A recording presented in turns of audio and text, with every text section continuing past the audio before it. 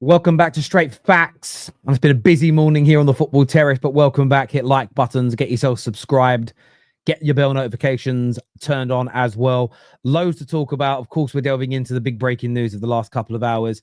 Man United's bid for Benjamin Sesko. Who is he going to pick? There is a feeling that his move to Manchester United is imminent after United's bid, but we'll be getting the boys' opinions. They may see it differently. We obviously want to hear from you as well. We're talking Alexander Isak to Liverpool. That feels ever closer. We're talking Xavi to Chelsea and Eze to Arsenal as well. Will these deals now start to progress with the season just 10 days away? Actually, not less than that. 9 days away now. No, 10 days away, sorry, from beginning on that Friday as well. Plus, any other talking points you guys want from us, put your comments in and we'll have a little chat about it. Gentlemen, how are you both? Good, man. Yeah, there's a lot of news going on in it, so it's going to be a busy show, that's for sure. Yeah. How are you, Aaron? You good, mate? Yeah, no, buzzing, man. Cheers for having me on again, Geezer. Looking forward to it. Yeah, just as you say, so much has happened in the last 24 hours involving Newcastle and involving Manchester United, and we're gonna jump into that. And we're gonna go into it in more detail for everybody now. And look, to break it down in case people don't know, because that does happen when people watch these shows. Newcastle submitted an improved bid last night of 80 million euros base, rising to 90.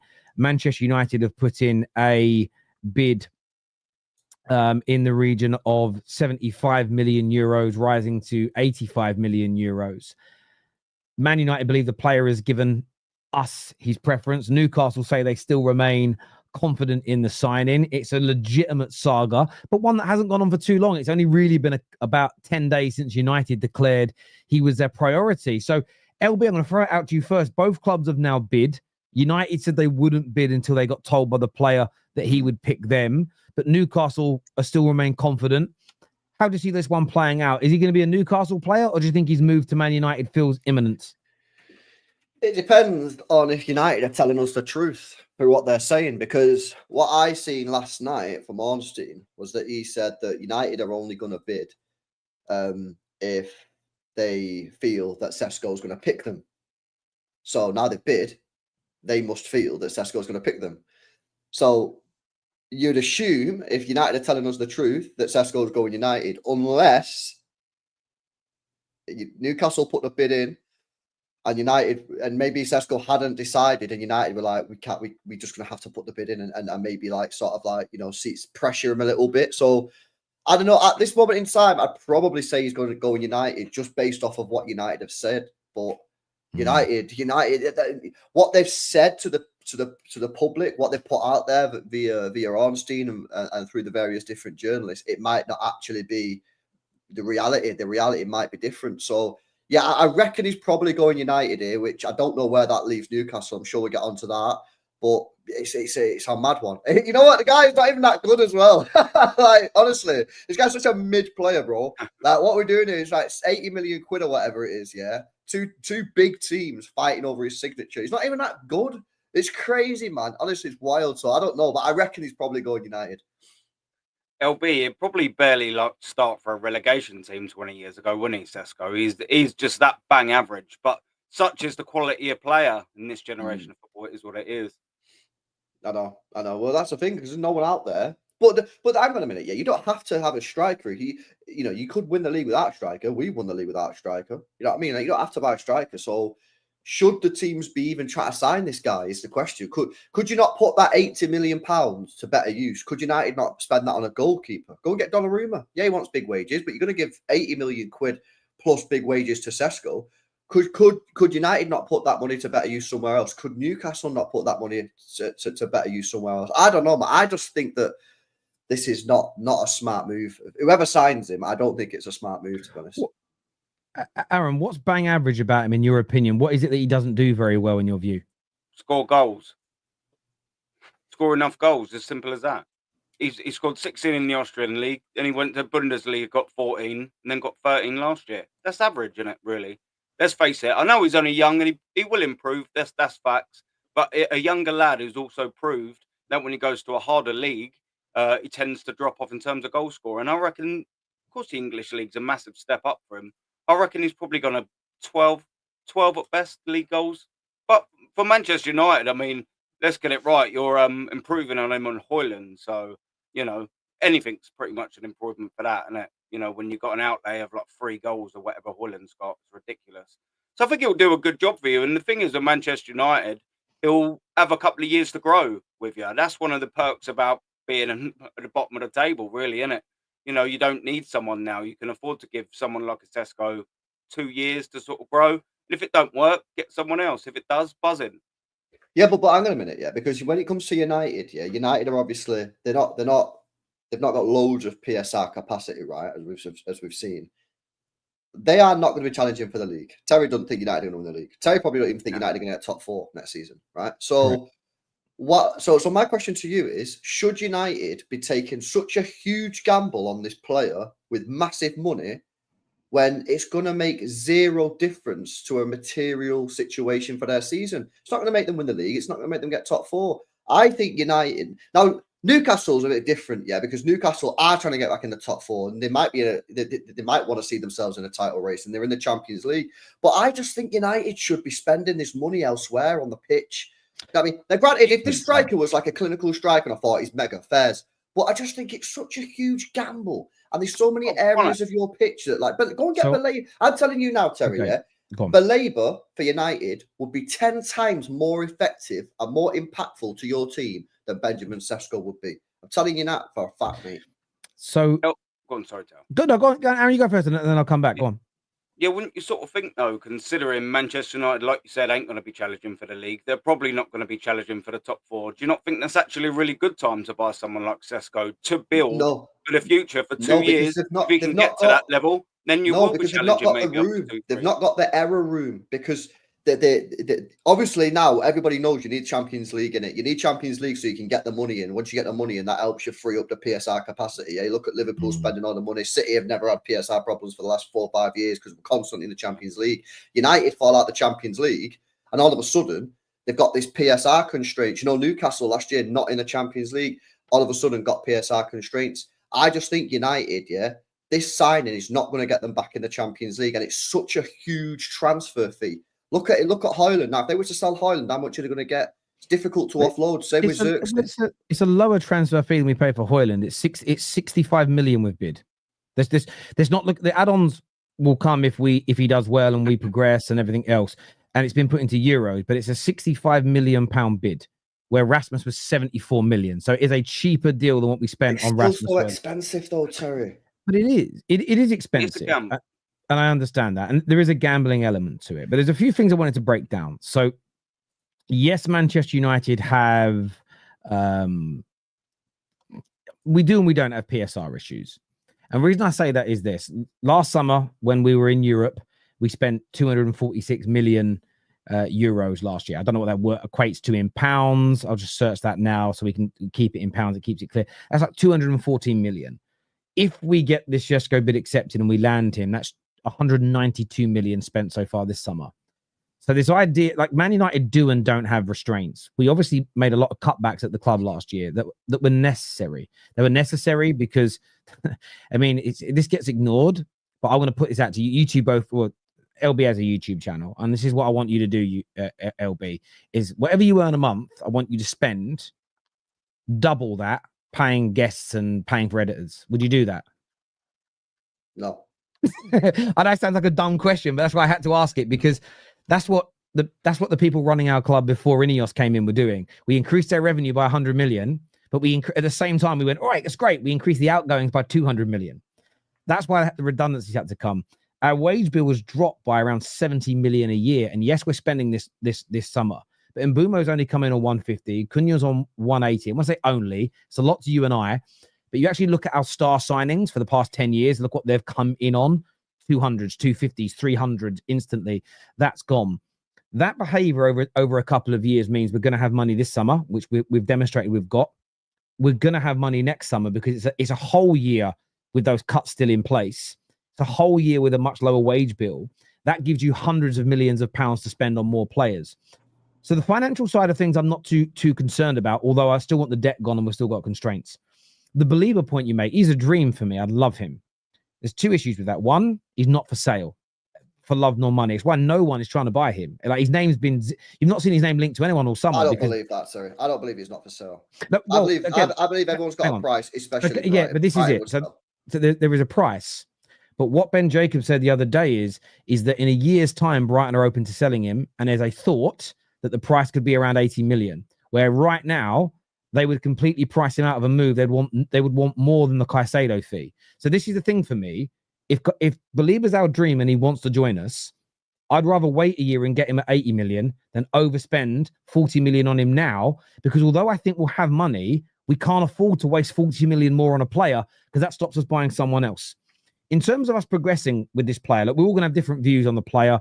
I think Sesko is a very good player. I think he could become a fantastic football player with development. In terms of his output, he gets a goal or an assist in over 50% of his games. And I still think there's much more to come from him. I think there's room for him to grow as an example. I like the way he holds the ball up. Very good one-touch player. And if you watch the way we've been attacking this preseason, it's a lot of balls into the front line, a little one-touch around the corner. And we've done it very well, actually, against Everton the other day. And I think that will grow as the season goes on. Is it a risk? Yeah, he could flop. He could flop, the same as any signing could. But I don't think we should avoid potential quality players because they might flop. That's kind of counterproductive. I've also seen us buy Premier League proven players and they flop. It's about the right profile, and I think he fits with how we're trying to play. In terms of this season, going for a midfielder instead of him, I get the logic. I get the argument. Baleba, that if we stopped getting Sesko now and bought Baleba, we still wouldn't make it into the top 4. We might have more of the ball. We might control more of the games, but we're not going to score enough goals. Even with Mbeumo and Cunha, we still need a centre forward that's much better than Rasmus Højlund at the hold-up play, link-up play, the interchange and scoring. And the problem for me, there was no solution. There's no approach this summer that would have fixed this completely. There was always going to be multiple or certain areas that were still bare. So if we buy Baleba now, we make the midfield a bit better, but there's still holes in our strike force. We'll score less goals. The approach we've gone for, and it's risky, but I understand it and I'm behind it, because I think next summer is where we spend money on our midfield. And it's, let's go and bring in players and try and add 30 to 40 additional goals to this team. 30 or 40 additional goals gives us enough points, in my opinion, will give us enough wins to challenge for a European position and to show that progression. The issue that we do have is what we don't have the money for is what Chelsea did for 3 years, which was spend 400, 500, 600 million in the summer and just buy 3 or 4 players for every position that's got holes in. So I do understand it. And I don't think what you've said is illogical. And that would have been a different approach. The thing for me is that we are still targeting a midfield player. They haven't told us who it is yet. No one really knows. It won't be Baleba. We ain't got the money for that. I'm actually hoping we make a pivot here and go for Hayden Hackney of Middlesbrough. I think he's a fantastic talent. And they've just accepted a bid of £20 million, including add-ons from Ipswich. So we know what the asking price is. The player rejected the move, which nobody expected at the 11th hour. Everybody assumed he was going to go. This is pure hopium. I hope that Man United have had a word in his ear saying we're coming. Because, again, adding a player, what we miss in midfield is someone that can progress the ball with passes and carry the ball. I think if we have a player like that who's far more press resistant, I think Hayden Hackney could be that guy that will get the better out of Manu. It will also help. It will also really help Bruno Fernandes in that role. But I totally agree. It's an area that needs to be addressed in the team. It's an area of concern for me. We're not going to be this perfect football inside next season. But I don't believe any transfer strategy this summer would have made us a perfect footballing side. If we'd spent all the money on midfield, we'd become like LVG's United. We'd have loads of the ball, but we'd have zero penetration and goals. So from my perspective, we've gone for this approach. I'm going to get behind it. I understand what they're doing. They're kicking the can down the road for the midfield next year. But I do think we'll score a lot more goals if we pull this off. With a front line of Sesko, Cunha, and Mbeumo, I'm really confident next year we score a good 30 to 40 goals more in the Premier League. Can I ask the chat a question? Chat, you're sporting director of United. You got 2 options, right? Would you sign Sesko at 70 mil all in, or would you sign Baleba at 110? I'm taking Baleba at 110 and figuring it out with the striker. I'd play false 9 or something. I think Baleba, mate, is like legit, like on the way to being world class, man. And he would just dominate that midfield. Sesko, got 13 goals. It's another hopium signing. We're signing a player and hoping and praying that he gets better and like massively, like does a Bitcoin. Yeah, I mean, Do you that's what think you're looking for. LB, would you think it'd make better sense for them to sign Watkins then, just as a nice 2-3 Yeah, year? go and get Watkins, bro. Go and get Watkins, yeah, for a short-term signing, 30 million or whatever it is, yeah. Go and get Balela, bro, and then revisit the strike in a couple of years when Watkins gone. I just think this is just a mad gamble. Mad gamble, man. I wouldn't call it. See, I wouldn't call it a mad gamble, but I suppose that's because I rate the player more than you do. So, you know, there are some people that might say spending 110 million pounds on a central midfielder who's had one good year in the Premier League is a mad gamble. Yes, Caicedo has demonstrated why he was worth it, but let's not all sit here and lie and not pretend that we didn't all think Basuma was as good as Caicedo 3 years ago. Everybody was like, oh, I've got to get him. We need him. Everyone wanted him. You now look at it. As much as Man United need better midfielders, I don't want to spending £5 on Basuma because we know he isn't good enough when he moves up that level. So we could quite consider it. We could go and drop 110 million on Balela, and that could fail because we've seen players, as much as Brighton have had brilliant players that have left their club and gone on to do brilliant things, there's also others that have been sold for big money that haven't worked out. So I think that risk still exists, even if you go for Balela. The difference in this, I think, is very subjective. It's who do we as individuals rate and who do we think will work. My issue with the Balela scenario you've created is nothing to do with the actual football, though. My issue is I don't want to pay above the valuation or massively above the valuation for players. I don't want someone who could be available in a year for 80 million to spend 30 or 40 million pound extra on, because that's a whole other player that we then won't get because we're not flush with cash because we've got all this debt, and we have to be very prudent with how we buy. The other argument for Sesko is, and again, this is not provable, LB. We'll see this in a few years. What if we go, okay, LB's right, and we go out and we buy a really good midfielder, and we go and get Watkins, and Watkins is banging in 13, 14, 15 league goals a year for us. But then in 2 years' time, Sesko is 25 league goals a season, looking like a demon. The same people that would turn around and go, and you'd probably come in here and say this, United fucked up, didn't they, not buying him? And that's the way I look at this. There is an element of hopium for us as fans because we're not there. But I do trust Christopher Vavale. I do trust Wilcott the same way Man City trusted Wilcott to spot and understand the talent in these players. And we did a lot of good signings last year, which I think went under the radar because our season wasn't good. But it wasn't like Mazraoui didn't have a good season. De Ligt had a good season. Yoro's come on leaps and bounds and is looking a player. You look at Dorgu now, after he's had that 6 months and a pre-season, been our best player on pre-season. And I've got a lot of confidence in the levels I'll show going into next season. So what I'm not going to do is I'm not going to judge, because I'm sure you'd do this, Aaron. If Arteta left tomorrow and a new manager come in, you'd have a newfound hope that your team could be better, right? Yeah, you wouldn't necessarily go, I'm going to judge the forthcoming season based on the shit that you hated Arteta doing. That's how I view the people now running my club. Their positions were halfway, they didn't even get into halfway through last summer. Didn't make any real key decisions. That's all been documented. This is their first summer together as a collective.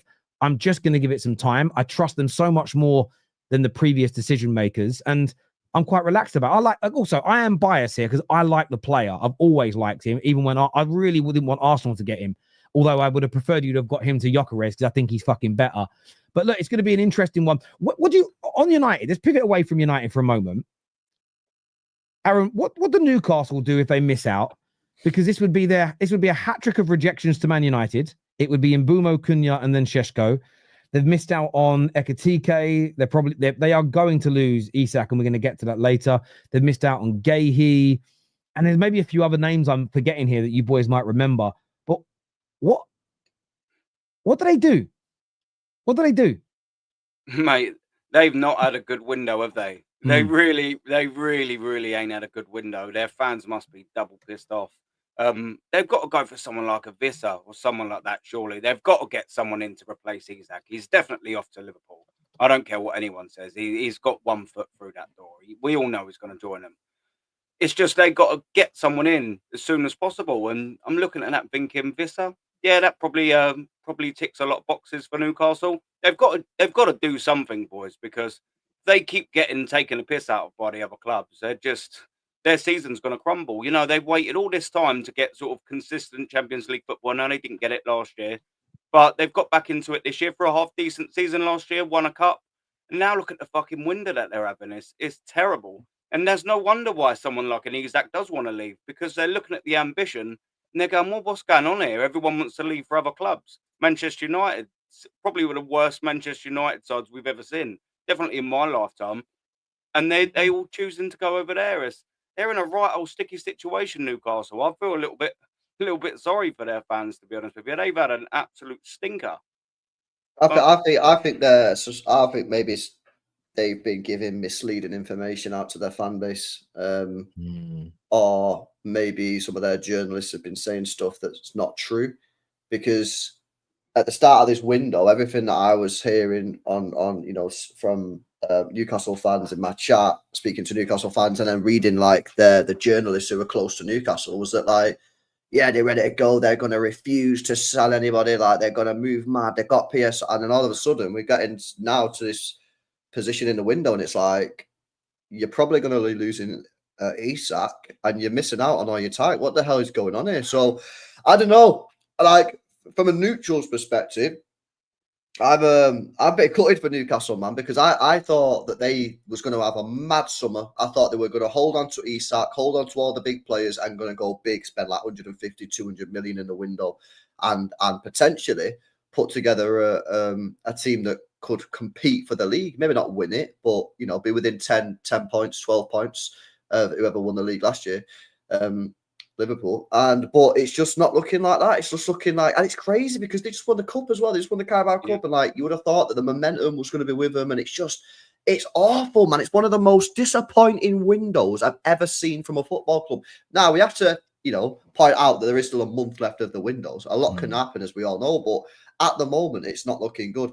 I agree with Aaron. I think they're going to lose Isak. I think he's on the way out by the looks of it. You don't bid for Sesko if you're going to keep Isak. So I think he's probably goners. And I don't know. I don't know what the mood in the camp is with the players. I don't know if some of these players maybe want Isak to come back. It's just weird, man. Mad weird environment. But listen, I would say there's still a month left of the window, and if they do sell Isak, you'd imagine that would free up quite a lot of PSR. So they might have a strong end to the window. But at the moment, nah, not looking good, man. I can't lie. But for Newcastle as well, what I think's worth adding on to that is they've got such excellent players at the football club, like Bruno Guimaraes, Gordon, quality players. What does this tell them? Because if I was them two, I'll be sitting there and thinking, wow, yeah, what's going on here? Where's the ambition of the club? Do they want to continuously get into the Champions League? Do they actually want to try and progress and challenge for the Premier League in the next year or two? If I was them and they did generally just have such a poor window up until when it shuts, I'll be looking at them thinking probably going to leave Newcastle next year. Because why would you stay at being as good a player as them two are? And they'll be courted by some of the big boys as well, especially in the Premier League. Why would you stay? Why would you stay if there's no ambition there? So is it a lack of ambition, or is it just Rob here says proof that trophies aren't everything, neither is Champions League football. And again, from a player perspective, that's true. Because if it was just, I'm going to sign for a team that's won a trophy in the last year or has Champions League football, they wouldn't have been missing out on some of these players. If it was about having the richest, their owners are ambitious. If you look at who they're trying to sign, I think this is, I felt there's two things on this. One, just make it like, this is something that I've said for years, making Champions League football, getting into the Champions League can help you attract players, can give you more money to buy players. But when you're competing against legacy clubs that have 100+ years of being the biggest and most famous in the world, this idea that you're going to beat them to players consistently because you have Champions League football is crazy. I also think there's a perspective issue. Too many people thought Man United were dead and buried and never coming back. And at the very least, that our legacy was damaged and our pulling power was damaged and people's desire to join us was damaged. And I think that fan talk has got into a lot of people's minds. And then I agree with you, LB, 100%. Their media has done such a shocking job. I think, and I don't necessarily blame them, I think the club has briefed bullshit. The journalists have just gone, yes, sir, no, sir, 3 bags full, printed it, and it's come back to bite them all in the face. I mean, even yesterday, they were calling out Jacobs because he confirmed there was going to be a meeting. He was at training.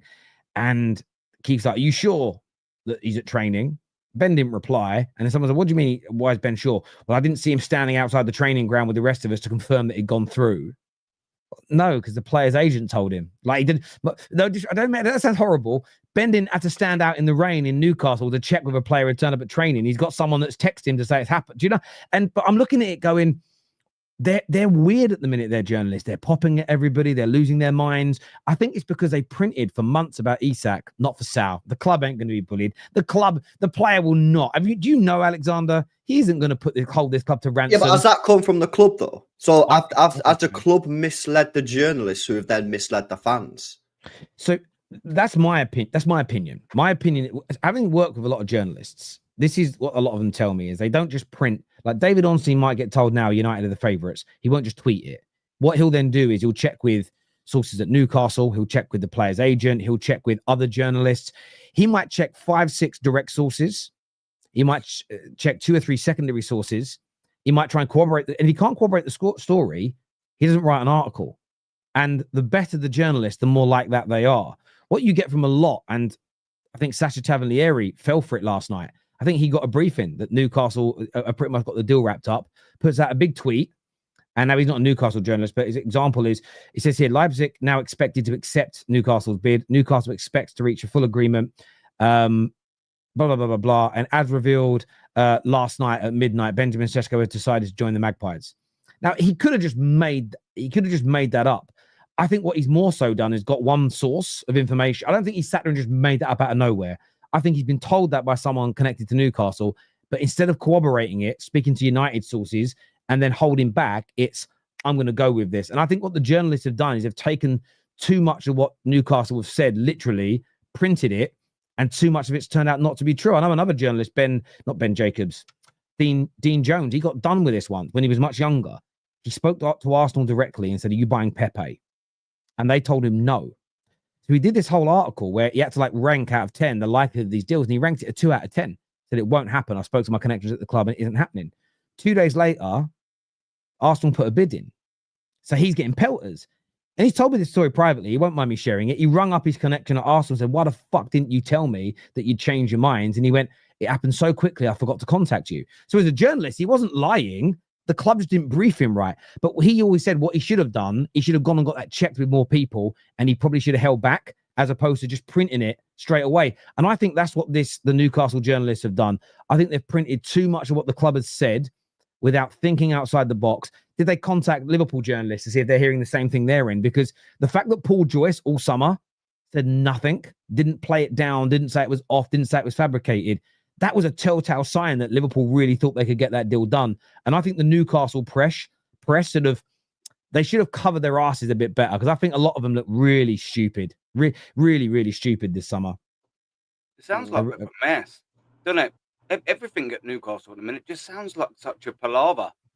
You know, all of their own journalists and all of that getting things wrong. Obviously, it's translating to the fans and they're getting frustrated. As we'd obviously previously said, you know, they're probably looking at last season thinking, wow, we won a trophy. We got back in the Champions League football. Let's kick on and move on from here. And it just hasn't materialised yet. Like, I know there's still a month left to go, but you need to be getting bodies in the door. It's just a bit of a mess up there. And like I said, it's always the fans that are the ones that suffer. Because the Geordie, they're great fans, aren't they? It's always the fans that suffer. Like I said, I do feel a little bit sorry for them up there, you know? Yeah, but you can't be putting articles out like saying, "We refuse to sell Isak at any price." You know, you can't be having stories that your sporting director and that the owners is saying they refuse to sell Isak. You can't be doing that and then selling Isak. It just makes your club look like a weak football club now for me. Do you know what I mean? This is why for me, I think that Newcastle, I think they got before the window opened, I think they put themselves in a position where they were like, right, we're not going to be bullied. We're not doing this. We're not doing that. We're not doing this. And I think they acted with emotion rather than being pragmatic about it and sitting there and speaking to Isak and saying, right, what's your situation? Isak then would have said, I want to leave. And then they got to have a serious conversation and saying, right, well, in that case then, because City, by the way, have a policy where if you want to leave, we'll let you go, just bring the fee. That's what Pep says. He says, if anyone wants to leave, they can leave, just bring me the fee. Yeah, and then you can go. And I think Newcastle really, in hindsight, should have, as soon as Isak said he wanted to leave, which would have been towards the end of at the start of the window, is just facilitated the deal. And I know you don't want to do that because you don't want to lose Isak, but it would have put them in a better position than now. Now they're in this mad position where they're getting rejected left, right, and centre, and who's out there? So I don't know. I just think they played the cards wrong. But you know, you make mistakes. My club made mistakes last year. You got to learn from them. And I think, to be honest, they probably won't admit it right now. But in 4, 5, 6 years, you speak to whoever's running the show at Newcastle, they probably say, "Yeah, we made a mistake there. We would have handled it differently." Do you know what? I think you're spot on, LB, in the sense of, how do I say this? I want to give an analogy.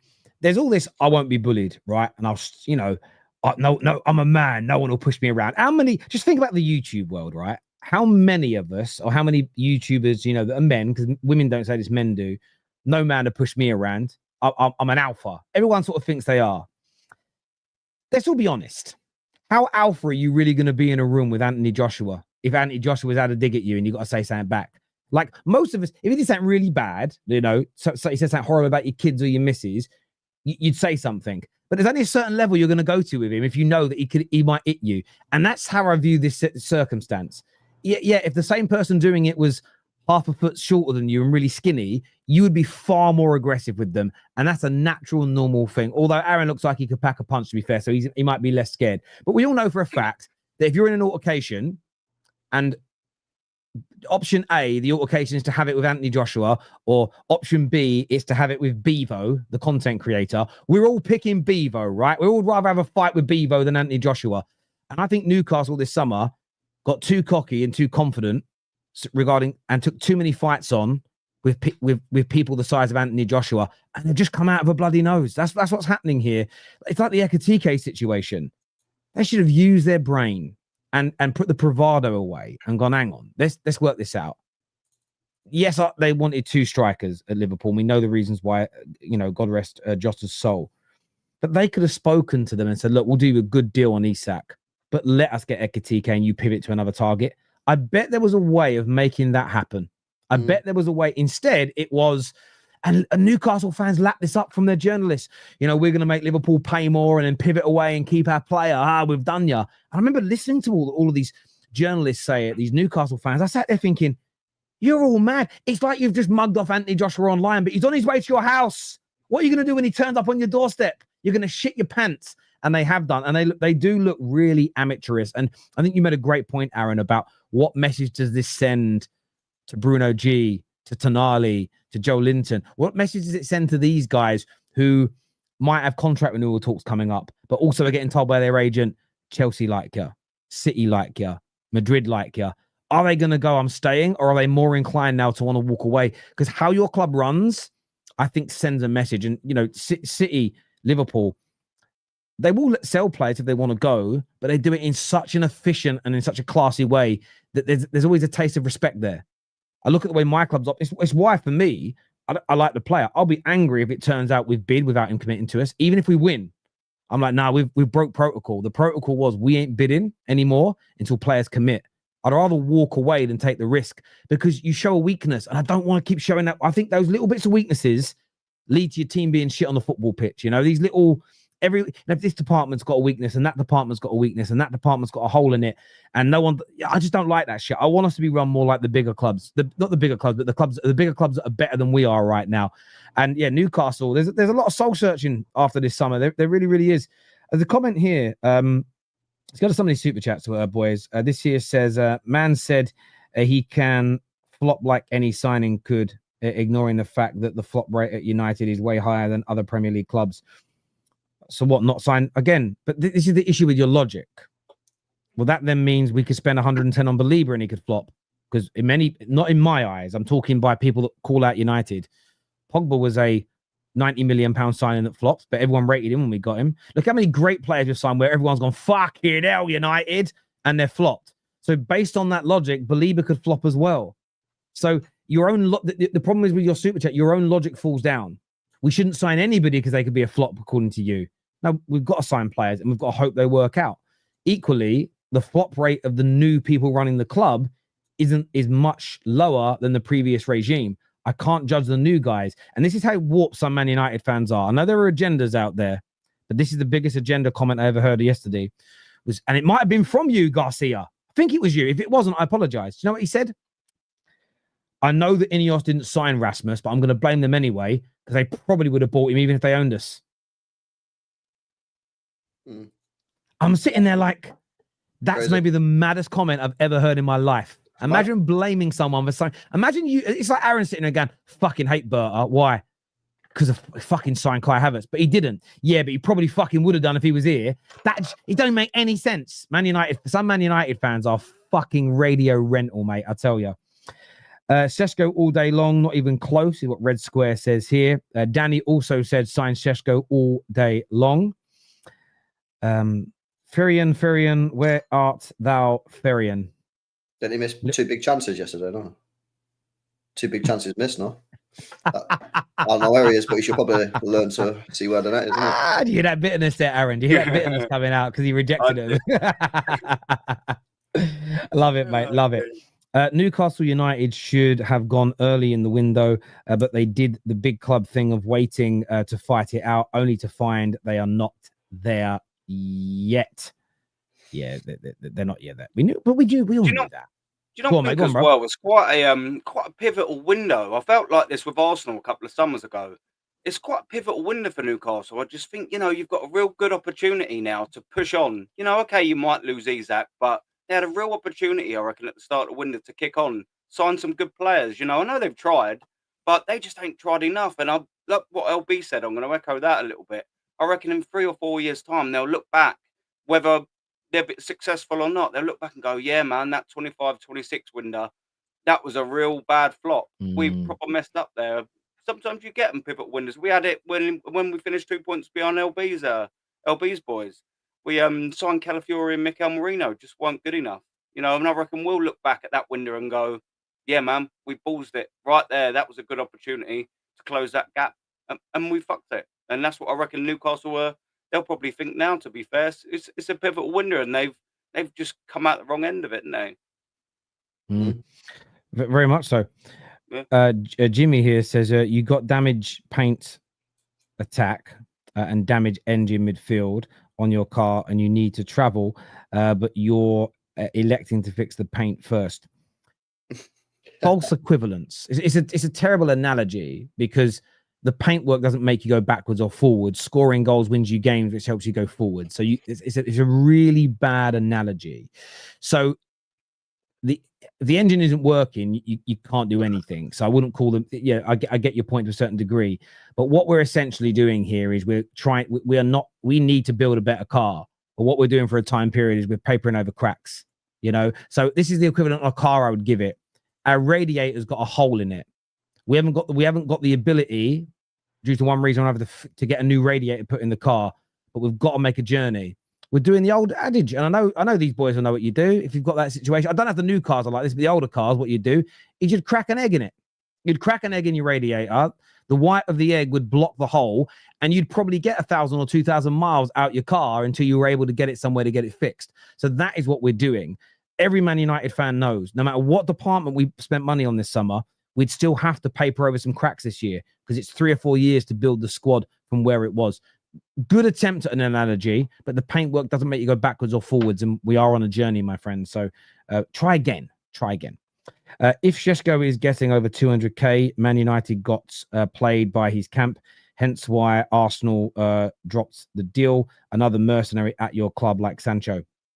Well, let's wait and see. I mean, I'm not gonna. He might be on that amount of money. We can see what his performances look like. Maybe he is a mercenary. What's the fact there was rumors again from the Newcastle press, ironically, that Mbeumo was coming in on 250. Some saying even as high as 280 a week. Turned out it was 150.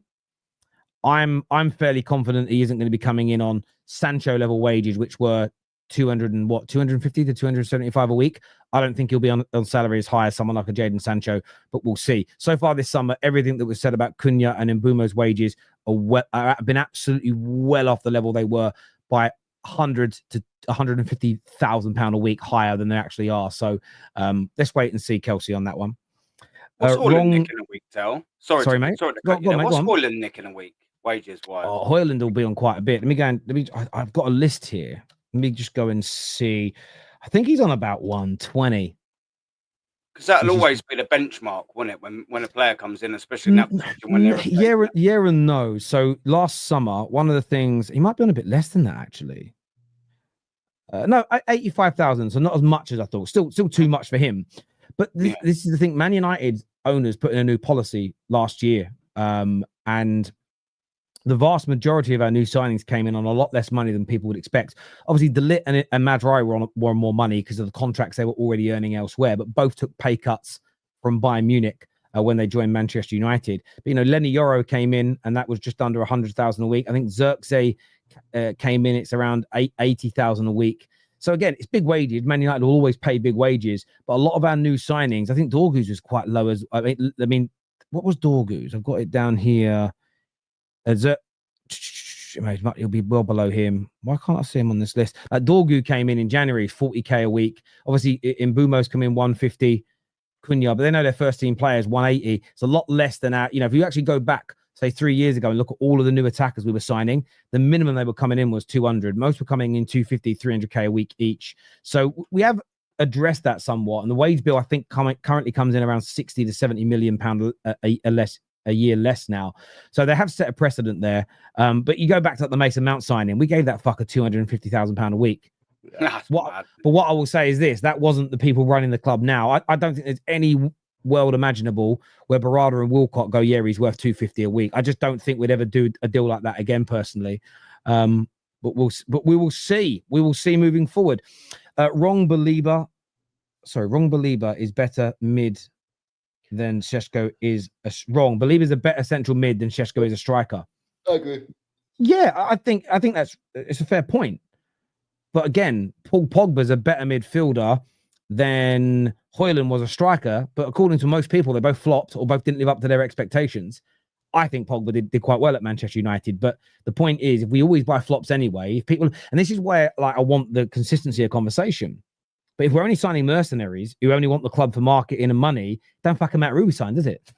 It's all an irrelevance. So it's either that we're signing players with the right attitudes and behaviors, but maybe we're getting players that aren't good enough. If we're just signing mercenaries, it doesn't fucking matter who we get, does it? So what's the story, Morning Glory, here? We've got because we can't have both debates at the same time. If we're just buying mid players and they're mercenaries, end results are saying we're going to be shit. So if you think we're going to be shit, just say that. But we can't argue out both sides of our face. If we get Sesko, it will depend on the service he gets. Same with Rasmus. This past year, he was generally poor, although the service he got up front, the service was bad. But let us not the first season. I'll stand on what I said. The service was terrible to him, and we actually saw the other night. Dorgu should have squared it. A lot of people defending that weird, but you can't ignore his first touch. You can't ignore his build-up play. You can't ignore the fact that he would spend more time fighting defenders rather than trying to hold the ball up. All of that needs to improve. Something that Sesko does very well, though. Sesko can score his own goals. He scores at least 3 or 4 every year, if not more, where he picks that ball up and scores screamers from the edge of the box. And he's done it every year of his career, every club he's been at. Rasmus ain't doing those things. So there's much more to his game. Yes, there's not a lot of difference in the league goals scored the year before they joined United. But if you look at career goals and experience up until that point, much more in Sesko's favour. Højlund is on 85k a week. Thank you very much. Man United says all players were for sale. We sold no one. Yeah, and rightfully so. We haven't sold anybody yet. Rightfully so. Fucking accepting £10 million for Højlund and losing money. Absolutely.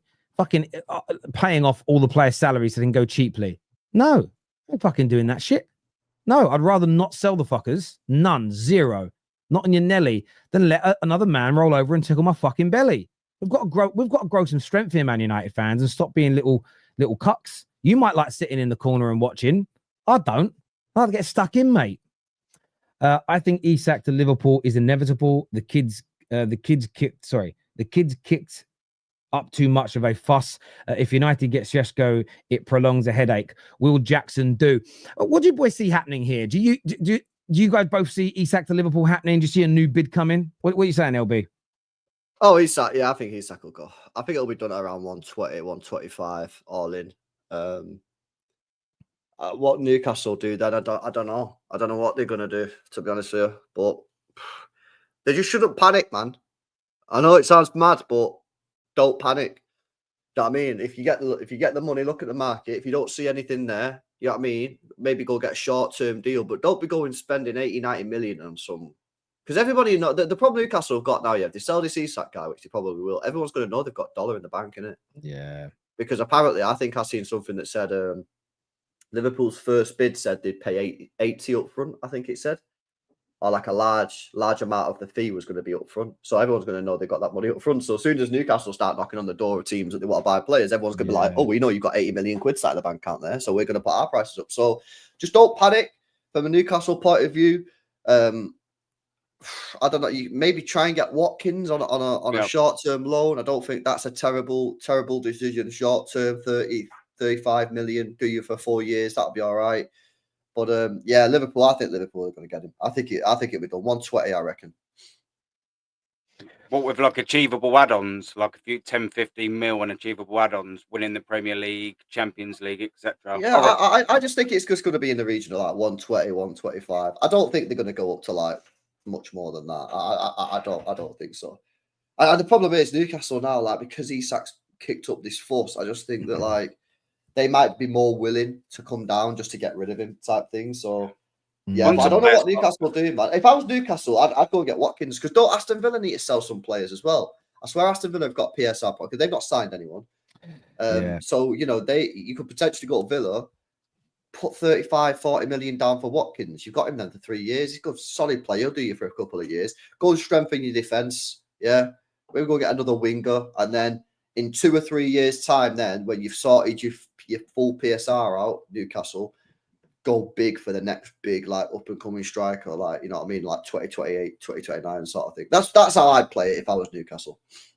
Yeah, no, I agree. They can't go like wasting 80-odd million on someone like a Vlahovic or just going spunking money on any old Tom, Dick, and Harry. They've got to be smart with it and sensible with the dough. Otherwise, what's the point? I actually agree. If they can prize Watkins out there or Visa, you know, neither are going to be ridiculously expensive. I reckon it'd be a great 2 to 3 year sort of stopgap for Newcastle. You know, they've got someone through the door, knows the league. I reckon it'd be a really, really, really good, soften the blow, really, if they was to get like a Watkins or someone through the door. Definitely got to keep it in England, I reckon. Yeah, there's ways for Newcastle, as you say, to pivot towards. I do think if United get Sesko, it may delay Isak to Liverpool. Based on what you said, LB, I think you're spot on that they're going to want to get some deals done before that money comes in. But they've got to get motoring at that point. But the good thing for Newcastle is if United get Sesko, there aren't very many other teams then looking at strikers because everyone's kind of done their business. So they get a little bit of a clear run. I think they'll get Visser as well. But I wanted to ask you, LB, about Liverpool getting Isak because most people think the second bid's going to come, they're going to get him. Do you think we'll talk Arsenal in a minute, but do you think City have been a little bit disrespected when all I keep hearing from people is league's over, there's no chance, Liverpool winning it? There seems to be a little bit of a writing off. And I've seen a few City fans tweet saying, I can't believe most predictions I'm seeing are putting City in 3rd and 4th. People don't think we've got a chance of winning. How do you see it, LB? I think Liverpool are favourites, definitely, 100%. They won the league anyway. So I normally have the team that won the league favourites. And then especially when you go and add Wirtz, Kerkez, Frimpong and Ekatike and Isak. I mean, it's just stupid not to have them as favourites, in my opinion. It's just fucking ridiculous. So they are favourites. I don't think they're going to walk away with the league. I don't think they're going to walk away with it. I think City will be right up there. I'd be surprised if we're not up there, man. I think we'll finish second at the moment, and I think we'll probably finish within like 7 points, 8 points of Liverpool, which is not walking the league. That's less than three results away from overturning it. But people saying Liverpool are going to win it by 15 points, 20. I just don't see that at all. And people saying City are going to finish 4th or 5th. Well, we finished 3rd last year, and we were absolutely crap. So again, like Marmoush is more settled. We've added Cherky, we've got Aït-Nouri, we've got Reinders. Yeah, we've got no injuries now. Like Rodri's back in the team. Yeah, because obviously we are pretty much Rodri FC. He's now back. He's in training right now. So I don't know how people are expecting. I don't know how people have seen City last year at their worst. Mad injury problems, players playing rubbish, Pep getting everything wrong. To add in quality players, everyone coming back from injury, and then going down the league. I'm really struggling to work that out. So I think City will finish 2nd. I reckon Arsenal will be in 3rd, and I reckon Liverpool will win the league by about 7, within about 7 to 8 points of City in 2nd. Yeah, fairs. Yeah, I mean, I don't know what you think, Aaron. I just look at it and I think people are doing to City what they're doing to United, but just on a different scale, in the sense of they're just, it's like, oh yeah, they were bad last year, they'll be bad again. And I don't understand the logic. I think I think that City, I still have Liverpool as favourites. I agree with you, but I think you're going to be there or thereabouts right to the end. It's kind of, maybe it's because you've not had a pre-season. And I don't think a lot of people watched the earlier stages of the Club World Cup. And it's almost like no one's seen you, where Liverpool are playing pre-season. They've had the signings. There's a massive fanfare around them, which they deserve because they've had a fantastic summer. And they are looking good in pre-season. Their attack just looks dangerous. It looks like it could cut through anything. It looks like it could cut diamonds. But I can't write off a Pep Guardiola team. A team that £400 million has been invested in. And yeah, those new signings didn't all look great in that last 6 months, but it takes time to integrate them. You guys are working on things. I think people have no idea how good Cherki is. I think Cherki, he could be every bit as good as Wirtz this year. He's that good a football player. Reinders as well. Plus, look, you guys have got Rasmus. You've got Rasmus Højlund. Sorry, my apologies, Erling Haaland. Sorry, I apologize straight away for doing that to you. I shouldn't do it. What an insult! That's like comparing Peter Andre to Michael Jackson. Do you know what I mean? I shouldn't do that. But you've got a player that, even in a season where you guys were bad, was one of the highest goal scorers in the league. He is probably going to bang in 25 to 30 league goals. That alone puts you in and around the top 4. The only thing is, how do you cope without KDB? Now, I know his legs were leaving you last year, but he still put numbers up. That's where I'm looking at the wide players in Cherki and saying, can they replace, in the aggregate, can they replace those numbers, the goals, the assists? And even last year, he'd still come on in games or start in games where it's his thunderbolt of a shot or it's his cross that sets up a goal. But that's why I think Liverpool are favourites, because of that there. But the idea that City are just going to be crap. Rodri, I know he's had the injury, but it's modern medicine. Most players come back from those injuries now.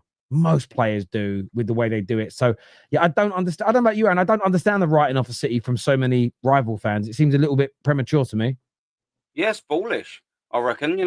Last season was the only season since 16-17 when he joined where they didn't win anything.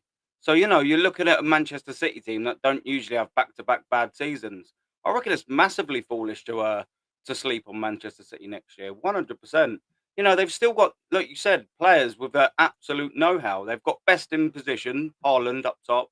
That I think they desperately need to have good performances consistently from the likes of a Savinho, from a Doku. They've got to step up next season for Manchester City, I think. I know obviously a couple of their players will be replacing one of them, but they've got a few underperformers from last season. I don't think will have the same poor standards next season. I can see Manchester City finishing second. I'll make Liverpool favourites all day long. But yeah, they've still got fantastic players. And more importantly, they've got a manager that knows what he's doing. They've got the know-how. Are Manchester City the team they were 2, 3, 4 years ago? Of course they're not. But they've still got that know-how. They've still got the manager that can get results. And that's always going to be a massive threat. If it works for Manchester City next season, who knows? But yeah, but I definitely wouldn't be ruling them out. Absolutely not. Can they win it? Of course they can. But I think Liverpool will probably have a bit too much for them in early season predictions. Essentially, none of us fucking know, do we? You know what I mean? No crystal balls in our hand, unfortunately. But yeah, I don't know. It'd be interesting to see. Arsenal, probably their ceiling's going to be third next year. I can't see us toppling Liverpool or Manchester City, but I bloody hope they do. It'd be a tricky one. We'll have to wait and see, I guess, boys. Yeah, I don't know about Arsenal, man. I think Arsenal, you just had another disappointing window, innit? Yeah. You know what I mean? Like, frustrating. Like the sense that, yeah, because like I can't remember if it was saying that. It might have been Potsy. But you know what? That's Arsenal, yeah. Like, it's so close, Arsenal. I think Arsenal's so close to having like a top tier starting 11. Do you not agree? Like, if they can get like a Rodrigo through the door on that left hand side, you got Rodrigo, Gyökeres, Saka, Odegaard, Zubimendi, Rice, and then your defence and goalkeeper, which is Mint. I think that's an unbelievable starting 11. But I think if you don't get the left winger, I think that left winger is such an important position when teams like City and Arsenal always play against low block teams, don't we? Like, you've got to have a really efficient left winger. And I just think Martinelli and Trossard, I just don't think they're good enough, to be honest with you. And like, he must be so annoying to be an Arsenal fan, because I look at it from the outside and I go, you guys are so close. It's like, you know, back when you could have signed Suarez. If you would have signed Suarez, you would have won a league. 100% you would have won a league. Yeah. You didn't sign him. If you sign a top level left winger right now, you've got as good a chance as anybody. But without that, I just don't know. I just don't think you've quite got enough, man. And I don't think you've got enough. You know what's funny, actually? I think you've got a better chance of winning the Champions League. Oh, well, I mean, I hope you're right. Let's get that. But do you think you've got a better chance of winning the Champions League or Premier? Because your defense is insane, right? I think you've got a much better chance of winning the Champions League than the Premier League. Yeah, I suppose when you factor in luck of the draw, you know, being on the right side of the draw, maybe getting that decision go your way, maybe just Arsenal being better than the vast majority of teams they play. Who knows? I suppose, yeah, it probably is a little bit easier to win. Having said that, we haven't won it in 140 years, but you kind of get my drift. Over the Premier League in 38 games, it's grueling. You definitely are the best team in England if you win after 38 games. So, yeah, I suppose by that logic, the Champions League would be probably easier to win. But, I mean, it's still, that's not to say it's easy. Do you know what I mean? It's a big, tough competition, especially when we ain't won it. I don't know with Arsenal, man. You know, when you're looking at that left wing as well, we need a match winner. Like you said, we're constantly facing low blocks. It's so easy to play against Arsenal. So when you get them proper world-class left wingers, that Rodrigo maybe isn't just yet, but, you know, probably would be knocking on the door of being one. He's at least the bracket under it. They're match winners. They'll make something happen. A bit of magic to get you that, turn that 0-0 into a 1-0. And Martinelli and Trossard is stale. You know, we've seen over the last 3, 4, 5 seasons, it just isn't enough. They're not good enough, and we massively need an upgrade on that left side. Where do you see? Look, the Eze deal, you know, is probably going to happen. It probably going to happen. But what a lot of reporters are now saying is that your club see him as a 10 or an attacking midfielder and not a left winger. Where do you see? Because again, we know he can help break down a low block. We know he has that creativity. He's not a left winger, and he might play out there sometimes. Where do you see him fitting into your team? How is that going to work with Rice, Zubimendi, and Odegaard in terms of giving you that balance and giving you that extra string and that bow to your attack? Yeah, I mean, if you was to ask me what I'd want to see, it'd be to replace Odegaard. To be fair, you know, Odegaard just ain't really done it for me in the last 2 years, and I think that number 10 position definitely needs freshening up. Whether that's competition, whether it's to just kick him out and say, like, Eze's number 1 choice, I don't know. But you need competition in them positions. And Odegaard's just had his own way, unchallenged for 3, 4, 5 years. And it's the same with the left-hand side. It's stale. It lacks competition. So getting an Eze in there to shake up that position might get the best out of Martin Odegaard, you know, and then you get best of both worlds. But we definitely need some shaking up in them positions for sure. And especially that left-hand side. And I think I said this to you before, Tel. If we was to get Eze and Rodrigo, go to a 4-2-3-1, Zubimendi and Rice at that double pivot, Eze at the 10, and then Rodrigo, Gyökeres and Saka up top, I reckon that's a fantastic team. That I'm then changing my outlook on the next season, because I'm looking at that squad and I'm like, that's bloody good. That is a good first team. But we're not there yet. We're going into the season again, apologies, with Martinelli. It's stale. We've been there, done that. We know he's not good enough. We're going in with Odegaard, who he's just not that top tier of player. You know, we need massive shaking up in them departments. So to see us, 10 days before the league starts, 11 days before Manchester United, that we ain't done it just yet. We don't know what's going to happen. The window's open for what? Another 25 days? Yeah, something like that. But you know, to get both of them in there, it's a long shot in it. I can't see Arsenal doing both. If we can get Eze in, I'd prefer. Why can't you do both? Fair. Why can't you do both? Well, we should be. Yeah, I think we should do LB, but I just can't see them doing it. You know, we've sort of come up to the point now where we're not making signings, if you believe what you read, because we need to sell. The problem is we're 2 months, 5 days into the transfer window, and the only bits of outgoings we've done is rip up Tomiyasu's contract. So, you know, if that is the case and future purchases hinge on sales, then we'll be waiting all day. You know, Oh yeah, Fabio Vieira maybe be on his way out. Reece Nelson. We're rejecting bids apparently for Trossard, rejecting bids for Martinelli. Where's the money coming from, LB? We spent 200 million quid. I just can't see them spending 350 million quid without reply in terms of sales. It's just it's a little bit underwhelming, to be fair. I reckon we're again that close. You make them 2 signings, and Arsenal Football Club, I'm going into the next season. I'm like, yeah, let's go. You know, it gives you a little bit more hope when you sign them top tier players, but you know, it's just a little bit underwhelming, especially when you consider, and I'm waffling here, so I'll stop in a second. No, you're not. But you've got the Madueke signing. This is what I was saying the whole summer about Madueke. Now he's here, fair enough, whatever. But getting him in early, it's hardly as if there was a queue of clubs for Madueke. We could have put that on the back burner and had 55 million to spend on our left-hand side. You know, so I'm thinking you've got him in now, and is that hindering the actual position where you need to start, as opposed to buying a backup right wing? I just don't get it. Go on, mate. There's definitely not a world in which Arteta's planning on making Madueke your starting left winger, is there? Probably. I mean, you don't know, but then do we need to? Why is he refusing to sell a Trossard? I don't know. It's a sticky one at Arsenal Football Club at the minute. You play him at left wing. I mean, what's happening at that left wing? Is that really an improvement on Martinelli?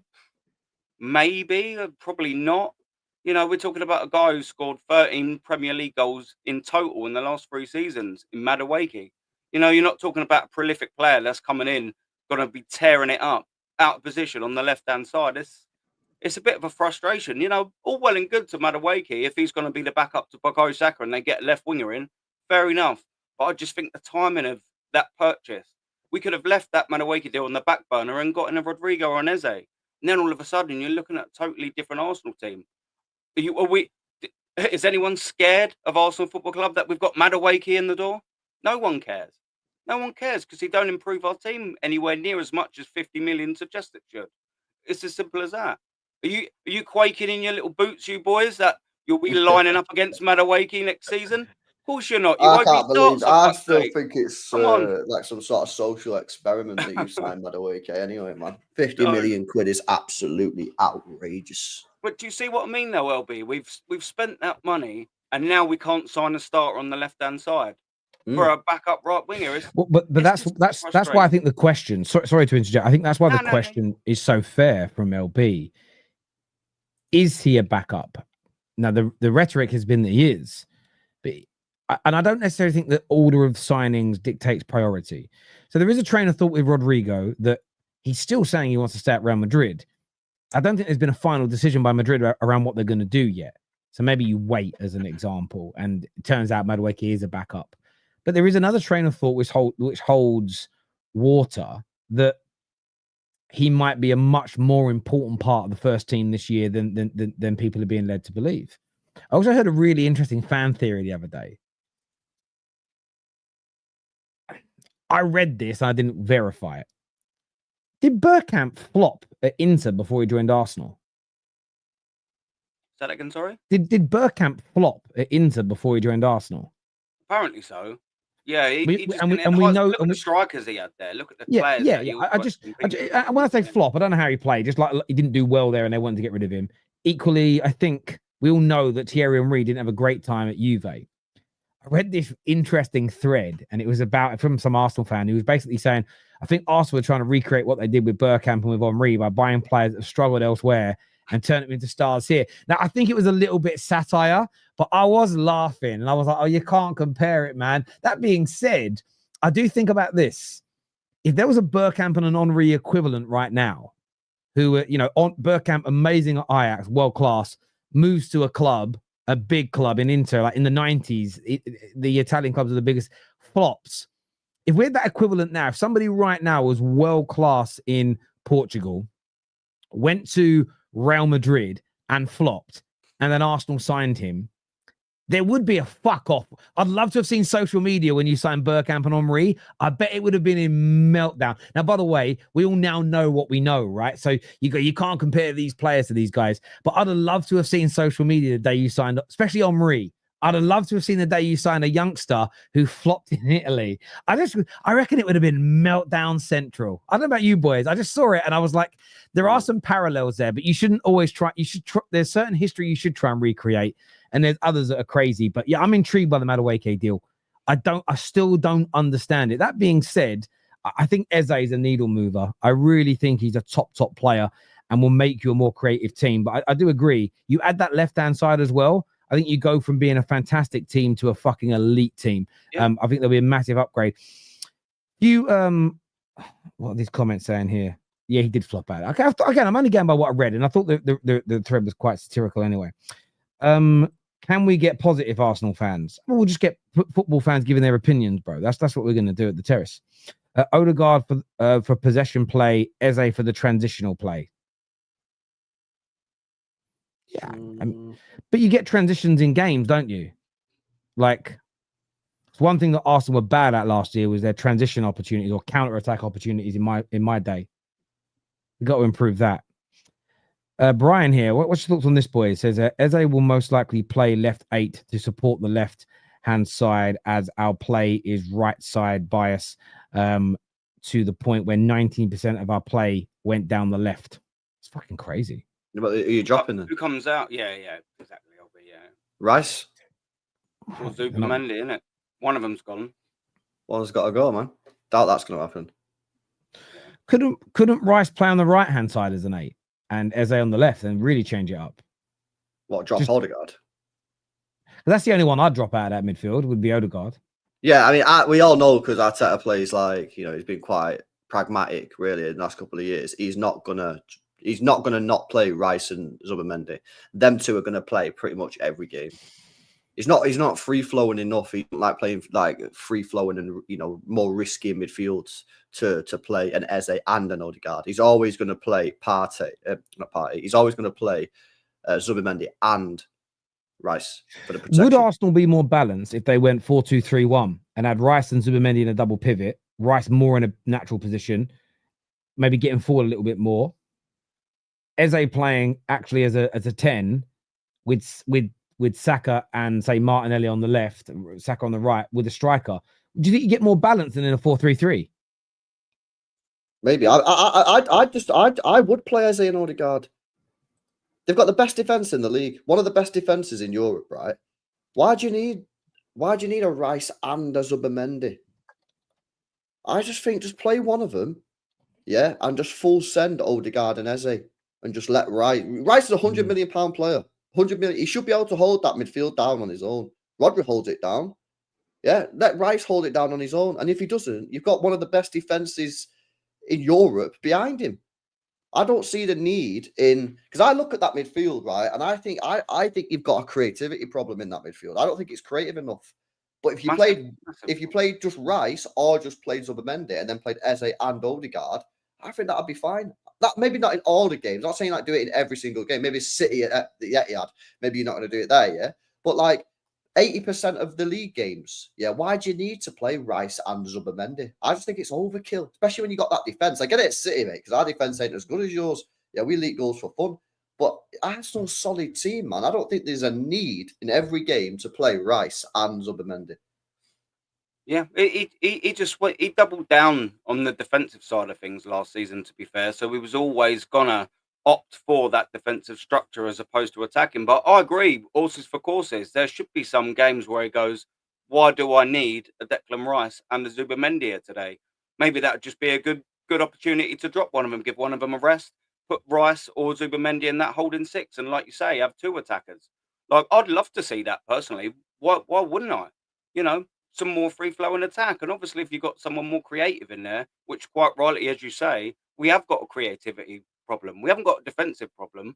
We've got a creativity problem. And adding another creative midfielder in that midfield might not solve all the issues, but it'll obviously go a little bit of a way to hopefully trying to sort it out. You've got Gyökeres there now who's a runner. You've got a bit more scope to be able to play through positive passes, do you know what I mean, in that midfield? But he just doesn't really do it, Mikel Arteta. He just sticks to his way, and that's that. So I'll be gobsmacked if he played two attacking left eights next season. Absolutely gobsmacked. But I would like to see it, of course, man. Just he's a yeah. Go on, sorry. No, I was going to say, the super chat here to you said, would Aaron replace Odegaard with a Cam who has got 11 goals and 12 assists in one league season? Because I know the player he wants. I know the player he wants him. I know. Sorry, let me read that again. Would Aaron replace Odegaard with an attacking midfielder who has got 11 goals and 12 assists in one league season? Because I know the player if he wants him. Is he trying to give me Odegaard's stats of not last season, the season before, and trying to catch me out there? I'm not 100% sure, because it seems like that's what he's doing. And if that is what you're doing, you cheeky bastard, yeah, you're going to say Odegaard, aren't you? Unlucky, son. But cheers, Rob. This here sure it is that, Rob. Big up to you, Rob. This here says, question for Aaron. Why do Arsenal always have gold in their kit but never win anything? I mean, yeah, they had a little bit of a balls up a couple of years ago where they put the gold in there to commemorate the Invincible side 20 years ago, and didn't win fuck all. At the end of the day, we ain't won a league in 21 years, so any kit that had a bit of gold in there is failure by definition of not winning anything, I suppose. Frustrating, but is what it is. Are you one of those Arsenal fans? Anyway, yellow away kit. Are you one of those Arsenal? Are you one of those Arsenal fans who doesn't like sort of celebrating past achievements like the Invincibles? Are you one of those Arsenal fans who gets annoyed when other gooners celebrate a team losing so they can't go invincible? Does that frustrate you? Mate, I celebrated the Invincible season 21 years ago, mate. Do you know what I mean? There you go. If someone wants to have a little celebrate of it, all well and good. I don't care. That happened 21 years ago, man. I'm all about next season, not 21 years ago. Albeit a great, fantastic feat. Yeah, I don't really care. Sorry to be blunt, but yeah. No, it's not bad. No, I'm a little bit. So I get you don't care. So you know when you get those Arsenal fans like I don't know, City are 20 games into the season unbeaten and they lose, and you get Arsenal fans that go, yes, they can't go invincible. What do you make of people that do that? If they want to, if that's what gets their dick hard tail, let them do it. Do you know what I mean? That's all well and good. That's fine, isn't it? Whatever floats their boat tail. It's funny, man. It's funny. I love it. I never understand it, but I love it. Hit the like and chat and subscribe. Thank you, Luke, for encouraging everybody. Let's get that like button smashed right now, please. People, get that done. LB, different teams, different approach. I'd like a double pivot, is what D King. Yeah, different. Yeah, I agree. Different games. Yeah. I'll tell you what you said made me laugh, Aaron, making me die. Can I ask you a question though? That's why I'm confused. I'm trying to work out what's going on in my head. Come on, let's unravel your brain. Yeah, because I need to. If achievements from the past don't matter and you don't sort of re-celebrate them, and yeah, we did that, it was amazing, and still hold it in high regard, what's the point of winning at all if in 10 years, 20 years it becomes irrelevant or not that important? Or is it, if you continued winning, it would still mean more? Like we live in a sport, mate, where winning needs to be consistent. It's all about what's next. I'm more interested in us winning one of at least or two of, or however many trophies next season, and then the same again next season. Get that? Rather than just dwelling on back. And I love the achievement, and by the way, it's an unbelievable achievement. I'm really not knocking the Invincibles. Like, you know, I was 16, 17, I think, when it happened, and it was one of the greatest days of my life. Still probably is, because we ain't won fuck all since. But do you know what I mean? Like that was for then, man. I'd rather put my energy into winning I get that, and I wouldn't celebrate, and I wouldn't celebrate Man United's treble more. Like today, I wouldn't celebrate it more than winning the league this season. That would get a much bigger celebration from me. But the City fan here says part of winning is winning again, which I agree. But your 4P and treble winning period, I look at it this way. I wouldn't expect any City fan. You might not win the league for 20 years now. Let's say that happens. If Man United are on a 4P and we lose out that fourth league title, we don't match it, I would expect City fans of all ages in 20 years, 30 years, 40 years to go, yes, because it's an achievement that's unique to them. I think City fans should celebrate every time a team can't get 100 points because it's an achievement in a winning season that somebody else hasn't done. I just believe in that. Like that side of it, I agree, because that isn't at the point of what we're all doing. It's about winning and it's about setting records. I don't see the point of achieving something. Like Usain Bolt never wants to see his 100-meter sprint record get broken. No Jamaican, unless it's another Jamaican beating it, no Jamaican would ever want to see that. They'd still celebrate in 50 years if he's still the record holder. Jamaicans will still be proud of that, even if they haven't had another gold medal since. And that's just, I suppose, my view is different. So I just like to understand how people view it. But you are still proud of the achievement, which is fair. I see some gooners get really angry when they see people celebrate others not going invincible. And I've never quite got that and understood it thoroughly. Yeah, no, look, at the end of the day, well, Arsenal Football Club, they're the third biggest club in England. We've got rich history. We've got fantastic moments in history. The 89 season, I'm double proud of. Do you know what I mean? But, you know, I'd rather win next season than celebrate 89 again. Do you know what I mean? I want to create new memories. I want to win constantly. You know what I mean? It's all well and good. I cherish all of them in the past. But that's exactly where they are, mate. They're in the past. You know what I mean? I want more tomorrow. No, I hear that. Paul here says, Terry, what's wrong with society? All about competing. It's winning at all costs, no matter what game you are playing. Sport, I agree, you're trying to win. Absolutely. You should want to win, end of. And if you teach your kids any other way, well, this is the thing. I disagree with you. First of all, we'll speak about my kids for a minute. You have to teach your kids that there's more than one option to win. Otherwise, you're going to have very depressed and very down and very upset children as they grow up, because winning isn't the only option in life. Sometimes you can give your all, you can be at your best, and you still don't win. And I remember watching madly. I don't know what it was Ricky Gervais in the David Brent movie, and he's in this scene. It was a very funny scene with his counselor or his therapist, and he said, I'm going on a tour and I'm going to get a record deal. And she says, what if you don't get a record deal? And he went, well, that's the only option. I've got to get one. And she said, but it isn't the only option. And it was a really sort of poignant moment in the film. And that's life. So I agree with you in sport. You should try and win that game at all costs. But what I'm not going to teach my children is that if they fail, they should feel bad about themselves and depressed until they win again next. It's about putting in your energy. It's about doing your absolute best. And I won't be, again, I want my children to achieve the very best they can. But I won't ever teach my children that if they don't win at every little thing they do, and they're not the best at every little thing they do, that they're losers, because that will drive a wedge between me and my children. And I'll never abuse them like that, my friend, ever. Let's have a little look at some more of these comments here. United fans are guilty of this, though. We say 20 times, and you lot say we've only won the Premier League twice. I mean, I don't know. I mean, so again, I'm asking Aaron about why he thinks what he thinks. You can ask me. I don't say that, Mantis. Those Man United fans are fucking morons. I don't undo any club's history. I will never will, because when you start doing that, that will get used on you eventually, and I hate it. Equally, Standards FC should not play down any trophy ever won, because what's the point of having Standards to win trophies that if in 20 years' time you don't count them as serious anymore? It means it's actually irrelevant now. If it's irrelevant in the future, it means it's fucking irrelevant now, and winning isn't all that matters. it's because you're going to forget that history. If you're going to forget it, why bother in the first place? So yeah, we shouldn't be erasing anyone's history. Second is first of the losers. No, it isn't. That logic is backwards, Mike. You're not the first loser when you come second. You're the last loser. You came second. The first loser is the person who came 20th, not the person who comes second. You're the last loser. But you're still a loser. You're still a loser. No, I can't disagree. It's facts. You lost. No, I don't. Again, I suppose. Listen, you didn't win it. I think we're playing a little bit of semantics here, because the word loser has such a negative connotation. Like if you've got a mate who's a loser, never has a job, never has any money, always they're sleeping on people's couches, he's a bum, you go, you're a loser. And I think there's such a negative connotation, because I don't look at Man City because they didn't win the league last year. I don't look at your team, squad, and manager and go, losers.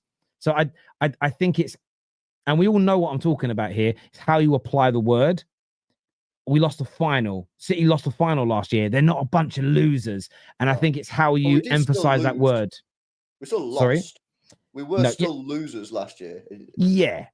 You lost the final. I wouldn't refer to this amazing City team, one of the greatest European sides in the history of football. I wouldn't refer to them as losers. I wouldn't put that word next to their name. So I wouldn't because you're using that word as the guy on the couch with no job and don't do anything with his life. Losers. I'm just using it factually. You didn't win, so you lost. And you lost multiple competitions. So you're losers. So again, it's if you're using it that way, fair. But let's be, again, the way I view it is people will use that word because of the bum on the couch, the bum who's living the bum in his mum's basement, the bum who hasn't no job. They use that word to like shit on people. So again, you can do what you did. You can say it's factually you are a loser when you lose a final, but we all know, because we understand the deeper meaning of words, why we would use the word loser in that way towards, say, Arteta more so than we would towards Pep Guardiola. And it's more about sticking it on him. So again, it's fine if you want to call Arteta that because of how many times you think he's snuffed. I wouldn't go, yeah, you're a loser, Arteta, and this season you're a loser, Pep, because I can't ever put those two in the same category. Therefore, I wouldn't use the same word the same descriptive word for them. You could argue this season you were a loser, maybe, but I would never put the word loser next to Pep Guardiola's name. I've got too much respect for him personally. So I think language matters in the work we do. But Arteta and Guardiola in an isolated season were losers last year, to be fair, though. Isolate the season, they didn't win anything. They lost.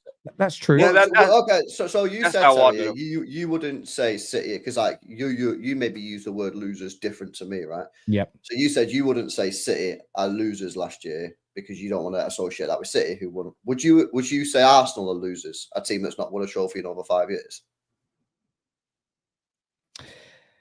See, it isn't the word that I would use, and do you know why it is? Because, and this is why I think it's a really good conversation we're having. It's about what that word means to you.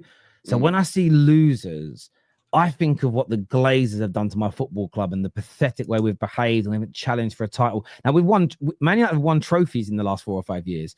I still look at us as bigger losers than where I see Arsenal right now. I still see us as, it's just pathetic. I look at the word losers and I think pathetic. And I think this happens a lot in the football space. Now, you two, and I'm not saying you shouldn't use the word losers. I want to be very clear about that. You may not associate the word losers with pathetic, absolutely rancid, no chance, never coming back. You're going to be this forever. That's how I associate the word losers when people use it with that emphasis. And I don't look at Arsenal like that. I don't really look at many of Spurs won a trophy last year, to be fair. Spurs won a trophy last year, but I still look at them more as losers than I do Arsenal. Because I think over the grand scheme of things, I still think Arsenal are going to be more successful than them in this season, next season, in years to come. And that one season doesn't make me think, well, you're not losers now because you won that trophy. And you guys have had a bad few years in terms of trophies, but you are losers. Because I don't think Arsenal were pathetic in that way. So I suppose it's the connotation of it, really. So, yeah, I get where you boys are using it, but that's why I always think it's important. Like me and Staffy, you must have seen it in the group chat. We're having that debate about objectively supporting. And when we actually started voice noting each other, turns out we both do exactly the same thing. He just wouldn't call it objectively supporting because he doesn't want the word support next to a player he doesn't rate. But we both mean it but we both do the same thing, which is we don't want them in our team, but when they're playing, we hope they do well. But I just call it objectively supporting someone where he doesn't. But it's the action, really. So, yeah. Terry, I want to look at it. It's just competitive sport. You win or you lose. So by definition, if you don't win, that's just as simple. There's no beating around any bush. That's just how I see it. If you don't win, you lose. Because say less with that, innit? You didn't win, you lose. It's not the Olympics, the Premier League. You don't get silver medal or a bronze medal. You don't get anything. It's just as simple as that. Yeah. So I kind of. Yeah, the Olympics is very different because you see the way people react to getting silver and bronze medals, and it's a very different thing. I suppose it's also my own sporting background, coming from a fighting background where it's two people in a ring together and someone wins and someone loses. But it's just, and this is from the world-class fighters say this, that the greatest of all time, from Muhammad Ali to everybody else, that, you know, this kind of adage of there are no losers. Getting in that ring, the training and the dedication it takes to even get to that point, fighters don't like using the word loser. They might do it in promotional work or towards a fighter they dislike, but it's just not a language in the industry, in the sport that I grew up in, because what you have to do just to get to that point, you're not a loser, because losers are considered lazy and pathetic and crap. So maybe that's also the angle that I'm coming from, that, you know, I would never, that's why I don't like it when I see like casual boxing fans or casual MMA fans call a world-class fighter that's had a bad couple of fights, he's a loser, he's a bum. I just think, you fucking clown. Go to their gym and say that. Like, it annoys me because it's a different, again, I look at football and MMA and fighting very different. So that's probably where the angle I'm coming from. And it's just something that in our gyms, if you spoke like that about other fighters, you're getting a lot of shit. It was just something that was drummed into us from the age of 5 through to being an adult. You didn't speak about fighters in that way. So maybe that's where it kind of comes from my perspective. But each to their own, innit? No, exactly. I think it's always important to talk about why people think that, because I think the way I see the word losers, the way you're using it is different. And we now understand that. So therefore it's less, I wouldn't say I was triggered, but it's less kind of, oh, what do you mean? It's like, well, I get how you mean it. And that doesn't happen enough in this space. People hear the word rather than trying to understand what people mean by it. And I just think that's more important personally. This here says, we'll start rotating heavily. Mikel Arteta already confirmed. We'll see. Oh, very, very quickly, we've got a few more super chats. I want to ask you, what do you guys make of Chelsea's approach for Garnacho? Because a lot of Chelsea fans in my group chats are saying, oh, we're doing up United 30 mil, we'll flip him for profit in the future. They're kind of buzzing about it. Do you think that's a bit of bravado? How do you see it, LB? Is this a good bit of business from them? I just don't get Chelsea, man. It's like, it's just weird, isn't it? Like, why are they signing him, bro? I thought they just signed the Gittins guy. No? I don't get it, man. I don't understand what they're playing at, man. I really, really don't. Chelsea just, it's just so chaotic. Like, do they need Garnacho? Is he good enough? Like, what are they playing at, man? Like, I don't know what the game is here. And then fans happy to sign a player that you're gonna flip for profit when your club still needs a lot of new signings, still need a goalkeeper, still need defenders. Oh, but we're buzzing because we're gonna flip from some profit in a couple of years. What's wrong with you guys? These guys used to be one of the most ruthless football teams, not just in this country, in the world. And by the way, it worked. We're very successful. And now you've got Chelsea fans celebrating a player that you know is not going to be good enough, so you can flip him for profit in a few years. I'd mighty have fallen, man. It's absolutely incredible scenes. I don't know what you're saying, Aaron, but I think it's ridiculous, mate. Well, it is. It's madness. You sit there and just think to Chelsea, now's your chance to press the other 3 teams in front of you. What's the point in getting your Garnacho? Why would you spend that money, like we quite rightly said, bruv, on getting sorting your goalkeeper out, getting a centre back? For now, why do they have to spend all of that dough on, like you said, on flipping a profit? Surely they need to be making players or signing players for now. Absolutely, they're at that stage now where they've looked like they've built themselves a half-decent squad. The manager's settled in now. You know, they play half-decent football as well, Chelsea. They need to be going. They need to go all out to try and close the gap between Liverpool, Manchester City, Arsenal. Garnacho. Yeah, it's 1 step forward, 2 steps back sometimes with their signings, isn't it? I don't get them. Honestly, I don't. You sit there and you think, wow, Chelsea, what a signing that is. And then the next week, you're like, why the fuck have they signed that geezer? It's like that, isn't it? For that football club, it's madness, yeah. Where's the goalkeeper? Why don't you go get Donnarumma, eh? Yeah. Did you hear? Hang on a minute. Do you hear what Don said on my Friday show? I don't know if you guys. He said, no. I'm not gonna. I don't want him because he's very upset if he gets misquoted. He basically said he'd keep. He doesn't think there's much difference between Robert Sanchez and Donnarumma. And because basically saying both are not that good with their feet, and that's the issue. Shot stopping wise, there isn't much difference. So he'd rather Mike Maignan, so he wouldn't just keep Sanchez, but he basically turned his nose up at Donnarumma and just he did say, I'm paraphrasing, there isn't much difference between the two. Wow. Is he mates with Sanchez? Real talk. Is Don mates with Sanchez or something? No, but you know what Don does, right? And I love Don to bits, but it's like with yesterday, him and Ches doesn't come on as many shows, but he's in the group chats. You guys are going to get Jackson, Terry. What do you make of Jackson? What do you think of Jackson as a player? And all I said to them is, I'm just going to repeat all the propaganda that you and Don pushed out for 2 years about them. That's what these boys do. Noni Madueke was the best one-on-one winger in the league. Arsenal buy him, and he's laughing at Arsenal. This will be the same here. Robert Sanchez is, in his mind, is not that much worse than Donnarumma. As soon as Sanchez goes, it'll be, told you how shit that guy was. Don is just one of those Chelsea fans. He loves his club so much, he'll defend it no matter what. He's the Chelsea tie. He's the Chelsea tie. See, look at this. Someone here saying he didn't say that. He did say it. He did say it. He literally said, because he was beating around the bush, and I said to him, do you not see there is that much difference? And he basically said, if you look at their shot-stopping stats, there isn't much difference, and they're both not good enough with their feet. So he would, if you wouldn't replace Sanchez with Donnarumma, that is you saying, I don't care that he didn't use the exact words. There isn't much difference. That is you saying there isn't much difference. Come on, we have got. I'm not going to allow this to happen on the Football Terrace. I don't care what other shit platforms do. What other shit football platforms do this? Fuck off and go watch that crap. Right?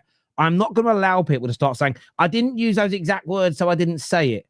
If someone says to me now, Terry, do you want Balela to come in and replace Caicedo? And I go, no, doesn't really change much for Man United. That is me saying there isn't much difference. Like, fuck me. Let's be sensible here, you dickheads. But yeah, he definitely said it. He definitely said it. I was there. That's just ridiculous. That's just ridiculous. Yeah, that's mad, to be fair. That's just ridiculous. Yeah, that's mad. There's not much difference, I suppose, between Gyökeres and Kai Havertz then, I suppose. Yeah, madness. What we doing it? Yeah. Yeah, I couldn't believe it. Like, see, the Garnacho deal, like, Garnacho's been an idiot at United. I actually think he might do quite well. So I don't dislike him as a player. I think he could do quite well there. But I find it so funny watching Chelsea fans who have called him shit for 2 years suddenly start finding the positives in it. It's just hilarious to watch. I love it. It's so funny.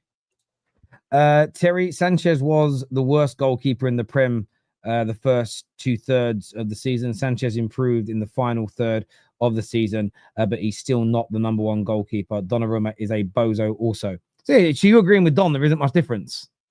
Again, come on now. That's exactly what you're implying when you say that. And you're allowed to think that, my friend, but just say it like directly, Seb, instead of beating around the bush so you can find a get out when you get called out for saying nonsense, like a lot of people do. Come on, be a man.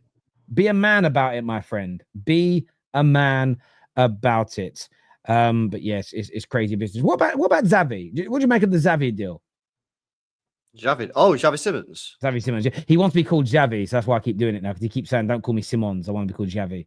Which no pressure. No pressure. Whatever. Has that gone through? I've not seen that. Has that gone through? Yeah. No, but it's close to going through. They've said. What sort of what price are they saying then on that? I think I've read around 45 to 50 mil euros. 45 million euros. That seems quite a good deal, man. I can't lie. Yeah, that's about about 40 million quid. 38, 40, give or take, in it there or thereabouts. I think that's not a bad shout, to be fair. Yeah. I didn't realise that was actually going through. Good signing. Can play anywhere across the front line. I think he's another player that's like, he's got to step it up like now, otherwise, because he's been hyped for quite a while, Xavi Simons, hasn't he? Do you know what I mean? We've heard his name now for a good 3 or 4 years, maybe a bit longer, to be honest with you. And I think that he's at risk of his name just starting to fade away. So, he's got an option to come to the Premier League now and do something. I think that's a pretty good signing, mate. I can't even lie. The thing is, as well, is at 40 mil, if it doesn't work out, they probably won't lose any money on him. Facts. Do you know what I mean? If it was 65, 70s, you'd be thinking, yeah, if it don't work out in the Premier League, no one outside of the Premier League is going to be paying that. But yeah, I think it's a decent signing. It's a good option to have, isn't it? And for the money, yeah, fair enough.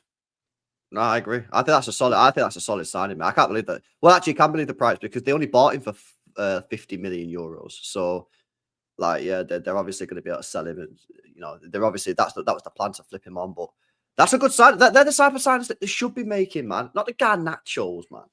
Yeah. I mean, what's all that about? What's all that about? What's all that about, Rav?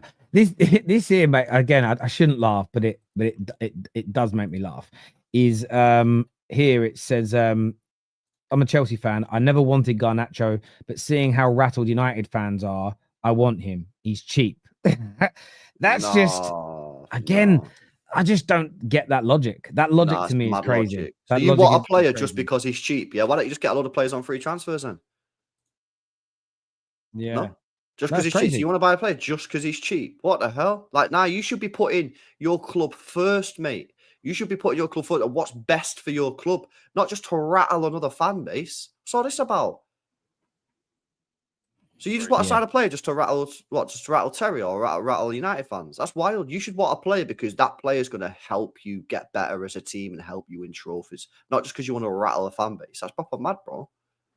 Yeah, when you actually break that down, it's crazy. It's crazy. Got rid of shit players, getting a shitter one is what AMT says here. Hope Aaron doesn't celebrate any milestones he reaches on his YouTube channel. That would be a loser mentality and poor standards. Only celebrate at 1 million. I don't even know how many subs I've got. To be fair, I don't look at it. You might have 1 million, bro. Might have 1 mil. You could be. Well, I owed... fucking very much doubt it. Paul here says, Terry, I was a boxer for 12 years, and you competed as well. When I lost a fight, I didn't cry about it. I just made sure the next one, I won the next one, and the next one, I wasn't a loser. I just lost on that occasion.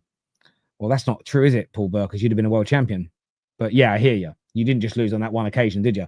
That's no disrespect. Like, if you just carried on winning all your boxing fights, Paul Burke would be one of the most famous boxers in the history of boxing. Because you might have done what I did. I didn't lose too many fights.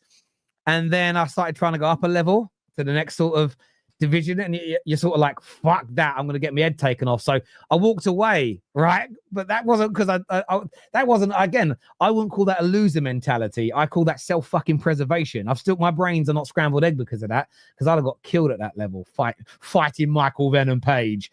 Fuck you very much. I ain't doing that one. I'll tell you that now. RIP to Portugal and Porto legend Jorge Costa, Mourinho's favorite captain. Oh, I didn't hear about that, but yeah, RIP. I'm a Man United fan. I've watched Aaron's streams, and he's one of the most reasonable Arsenal fans on YouTube, is what Dylan says here. Big up, bro. I've got one fan. Loads, mate. You got loads. Liverpool will win the league with about 15 points clear of second, which I expect to be City, who will finish at least 10 points ahead of third.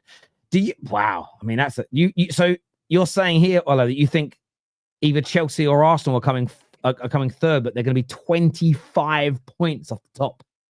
25 points. I don't even think Aaron thinks that. Yeah, that's no. If that happens, you're so toxic and negative. Bro, if that happens, Arteta gets sacked.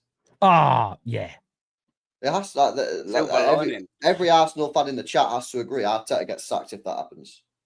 Yeah, it's crazy. Although, as a Man United fan, I'd take finishing third, 25 points off top right now. I'll bite your hand off. I'll bite your hand off for that this season. If Man U plus Sesko with no wins if Man United get Sesko, no wins in the first 10 games. How much you want to bet? I bet you my YouTube channel. You've got to put up a massive amount of collateral for that. I'll bet you my entire YouTube channel we win at least one of our first 10 Premier League games. You can have my house as well and my kids if you want. I'll give everything away. I guarantee we win one. But you've got to put up something massive, IFL. I bet you don't. And I'll put it all in escrow. I'll do it all legitimately. I would take that bet now. Put my whole financial life on the line that we win one of our first 10 games. Guarantee you, we do. One of them. We're beating Arsenal opening day of the season. By the way, lads. The storyline. United, Arsenal, both managers under pressure. Gyökeres, Sesko in opposing teams to what? Because at the end of the season, most people thought Arsenal were getting Sesko and United might get Gyökeres. Other way around. It is a bit of a movie, isn't it? It's a bit of a movie for that opening weekend. Do you reckon they'll both start, though? Because I'm going to be looking at the next couple of games. Could you imagine? Cup. Yeah. They get honestly, 5 minutes each. Yeah. Could happen. It's a reality. When you look at the minutes that Gyökeres may or may not get, that'll be telling. At the Emirates Cup, we play Villarreal, we play Bilbao. And it all depend whether he's going to start, I reckon, on how many minutes he gets over them two games. So I'll definitely be watching it with a keen eye. Hopefully he does get a lot of minutes. He had 30 minutes against Spurs, which just ain't enough. But yeah, it's madness. Neither of them will start, eh? Yeah, it's an open bet. If anybody wants to bet me, they've got to meet my collateral, though. So they've got to meet the valuation. Houses, genuinely I'll do this. We'll put it into escrow. I'll sign a contract. United, if we don't win one of our opening 10 Premier League games, you can have all my stuff. But you've got to put the collateral up yourself. Because I think everyone would take that bet. We're winning one of the opening 10 games. We're not doing it. So, I mean, I'm not going to take that bet on winning back-to-back games. Right? I'm not doing that. But one of the opening 10, I'll take that bet. Anyone wants to do it, message me. We'll speak to my lawyers. Now, I'm not waffling. I didn't make the accusation, you knobhead. I'm saying I think it's impossible that we go 10 games without a win at the beginning of the season. I think it's impossible that happens. Oh, hang on. Let me guess. You brought up Sanchez as well. I bet it was LB. This guy ran away at the Club World Cup because he didn't want to give him any credit. It's just consistent slander, even though he's improved. Wasn't me who brought him up. You said what about the goalkeeper? You didn't actually bring him up. Yeah, I said they should buy a goalkeeper. Yeah. Surely everyone in the world thinks Chelsea should buy a goalkeeper. And then someone in the chat brought it up. I said you should sign Donnarumma, and then someone said, Terry then said that you said that you don't think there's anything separated. Not a big. Apparently, Don, you're saying there's not much difference between Sanchez and Donnarumma. Apparently, that's what you're saying. Confirm it, please. Confirm that you said that. Otherwise, I'm going to find a clip and play it. Confirm that you said words to those effect. Come on, Don. Let's be real about it here. Harry Maguire is likely to spend the rest of his career at Manchester United. All right, fair enough. We'll see what happens with that. That may be true, maybe not. I'm going to wait for Don's. This here says, got rid. Oh, sorry, we've done that. So, loser is derogatory, not factual. Loser equal loss doesn't equal loser. Yeah, again, it's all about perspective, I suppose. And listen, by the way, some Arsenal fans are entitled to think that Arteta is a loser in general. They can think that. I was actually not. So I didn't really. I did say what I said about Arsenal. I was more using the thing that I would never apply that word to City more so than I would. I think Arsenal are bigger losers in the last 5 years if you're going to use that word than City. But yeah, if United get Sesko, what are you rating our window? Said it the other day. If that's all we end up with, I'm going to rate it like a 6. Yeah, I'd say like a 5 or a 6. It's probably 5. I'd say 5. I'm going to rate it about there. The individual players are very good, but you got to look at the overall package on that, my friend. Has Don come back yet? Come on, Don. Didn't I say Maignan would be better? Yes, I literally mentioned that you said Maignan would be your preferred choice and is better. But can you just confirm or deny that you did say that there isn't much difference between them? Or words to that effect. Come on, Don. We just need a yes or no from you on that. I mentioned the Maignan thing. I did say that that's your preferred choice and he's much better. But please just... I don't know why I'm actually asking this, but just confirm it, Don. Come on, Don. We're all just sitting here looking at the chat waiting for you. We're all ready to go and have our dinner, mate. Come on. Don, LB, is there a chance we get Livramento before the window shuts? Nah, I don't see it. Especially if they sell Isak, no way. Is your window done, LB? Yeah, well, yeah, we're getting rid of some players, isn't it? Hopefully, but no, incomings. I think we're done. I think they tried to. I think what happened is they tried to get Livramento, and then I think Newcastle said probably not going to happen because we're going to have to sell Isak. So he says here, we need better than Donnarumma and Sanchez. This has nothing to do with Sanchez. They are both meaty on the ball. That's what you guys are not understanding. No, but I explained that to them. I did say that you want a goalie that's better with the ball at his feet, and Maignan is that. But you don't think, again, this is, when I read this, and I'm not trying to put words in, that is someone saying there isn't much difference because there isn't much improvement. That's the same thing, Don. You just don't like how it sounds out loud. But you said it. You know you said it. Where is the relevance in that question? I said Donnarumma is a better goalkeeper. They both meaty on the ball. Again, but you wouldn't sign him because you don't see there being that much of an improvement. That's it. At the end of the day, come on, Don. And where's the relevance? Anyway, listen, I want to say a big thank you to every single person that has tuned into the show. Make sure you hit the like button. Make sure you are subscribing. This is going to redirect you to Footy Judge Mo's channel. So go and support my brother over there.